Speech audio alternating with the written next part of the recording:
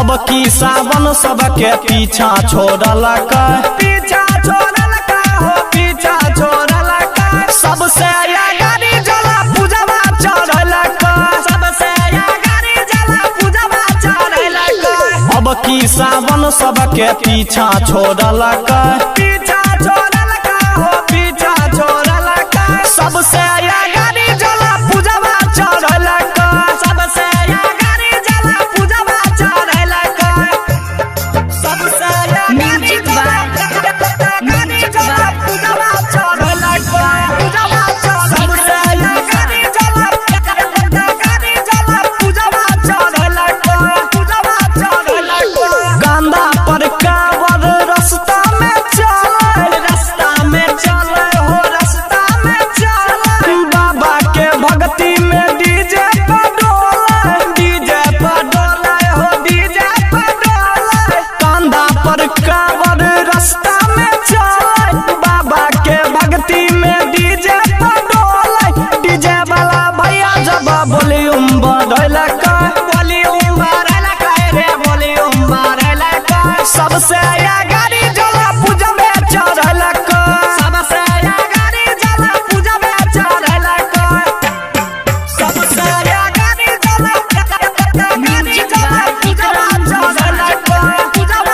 सबसे आगाड़ी जला पूजवा चढ़लक बाबा के रास्ता में होय छै गुणगान हो पूजवा के संग नचे बुढ़बो सियान हो बाबा के रास्ता में होय छै गुणगान हो पूजबो के संग नचे बुढ़बो सियान हो कांवर के पावर जब बाबा बढ़लक हो बाबा बढ़लक सबसे आगाड़ी जला पूजवा चढ़लक सबसे आगाड़ी जला पूजवा चढ़लक सबसे आगाड़ी जला पूजवा चढ़लक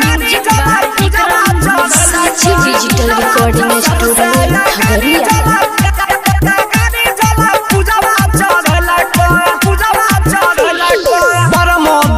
की दोनों पीछा में चले हो पीछा में चले देखी के पूजवा के वो दोनों डोले हाँ सिक्कू सुबोध दोनों पीछा में चले देखी के पूजवा के वो दोनों डोले बंटी के गाना पर ठुमका लागलक हो ठुमका लागलक सबसे